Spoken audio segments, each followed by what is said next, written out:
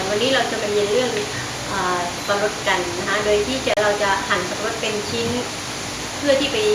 ไปจัดจานเสิร์ฟนะเพราะบางคนเนี่ยคิดว่าการปอกสับปะรดเป็นการยากมากแต่นี่คุณมีวิธีง่ายๆที่ให้คุณตัดแต่งสับปะรดให้ดูน่ารับประทานนะคะอุปกรณ์ที่ใช้นะคะที่ใช้ในการ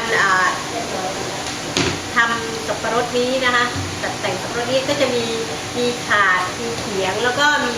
มีดหั่นนะคะแล้วก็มีมีดแกะสลักแล้วก็มีมีดที่ช่วยในการคว้าน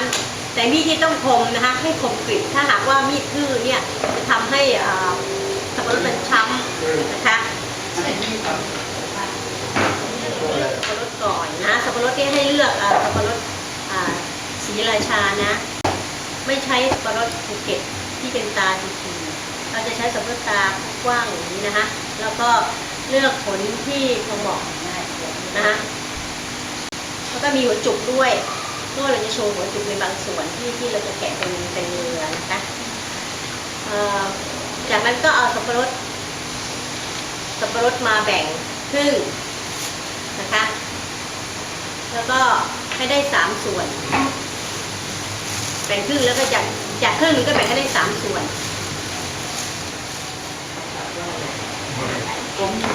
แล้วก็คว้านแล้วก็คนขึ้นเลย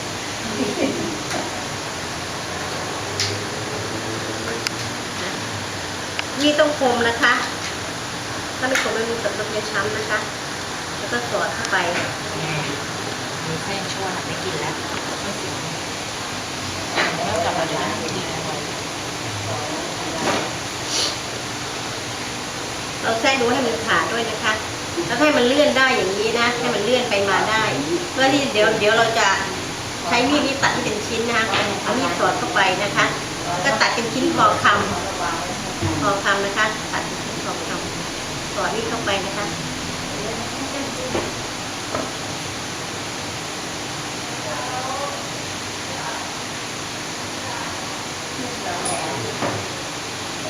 เดี๋ยวเราจะใช้ชิ้นนี่มันสลับกันนะคะสลับกันใช้มีดก็ได้นะคะดันสลับกันนะคะ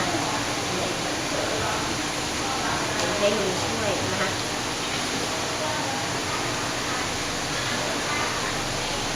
สลับกันไปลักษณะมันออกมาเหมือนเรือนะคะคุณก็จะได้สับปะรดสวยเป็นแบบนี้นะคะ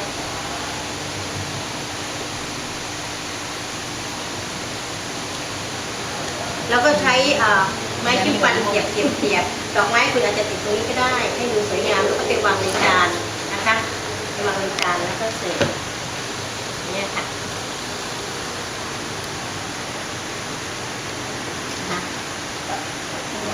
จะเรียกราคาของอาหารได้มีมูลค่าเพิ่มขึ้น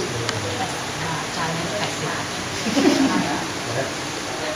ที่อาจจะตั้งชื่อเป็นเรือก็ได้นะคะที่พร้อมที่จะทานได้เช่นคุณก็เอาไม้จิ้มฟันเสียบปั๊บคุณก็หยิบตักทานได้เลยนะคะอันนี้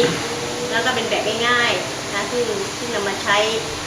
รับแขกได้หรือว่าจะใช้ในร้านรับประทานอาหารได้นะคะวันนี้เราก็จะได้สับปะรดรูปเรือ